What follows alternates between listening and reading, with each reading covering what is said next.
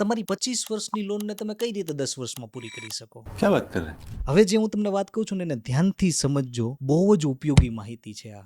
લોનની બાબતમાં એક બહુ જ પાવરફુલ વસ્તુ હોય ને તો એ છે પ્રી પેમેન્ટ અથવા પાર્ટ પેમેન્ટ, અને એનો બહુ જ મોટો ઉપયોગ છે અને મોટાભાગના લોકો એને લિટરલી ઇગ્નોર કરતા હોય. હું તમને એક સિમ્પલ કેલ્ક્યુલેશન આપું. ફોર એક્ઝામ્પલ, તમારી 25 વર્ષની લોન છે અને દર વર્ષે તમે ફક્ત એક ઈએમઆઈ એક્સ્ટ્રા ભરો, એટલે કે 12ની જગ્યાએ તમે 13 હપ્તા ભરો, તો તમારી 25 વર્ષની લોન 20 વર્ષમાં પૂરી થઈ શકે. બીજી વસ્તુ, દર વર્ષે તમે તમારા ઈએમઆઈમાં ફક્ત 5% વધારો કરો. પેલા આરબીઆઈ અલાઉ ન કરતી ઈએમઆઈમાં વધારો કરવાનું. હવેથી આરબીઆઈ અલાઉ કર્યું છે કે તમે તમારી ઈએમઆઈમાં વધારો કરી શકો. અને જો તમે દર વર્ષે ફક્ત 5%નો ઈએમઆઈમાં વધારો કરતા જાઓ, એટલે કે તમારી 20,000નો ઈએમઆઈ છે તો બીજા વર્ષે તમે 21,000નો ઈએમઆઈ કરી નાખો. એના પછીના વર્ષે એમાં 5%નો વધારો, એટલે કે 22,050 રૂપિયાનો ઈએમઆઈ કરી નાખો. એવી રીતે તમે ફક્ત ને ફક્ત 5%નો વધારો કરતા જાઓ તો તમારી 25 વર્ષની લોન 13.5 એટલે કે 13.5 વર્ષમાં કમ્પ્લીટ થઈ શકે.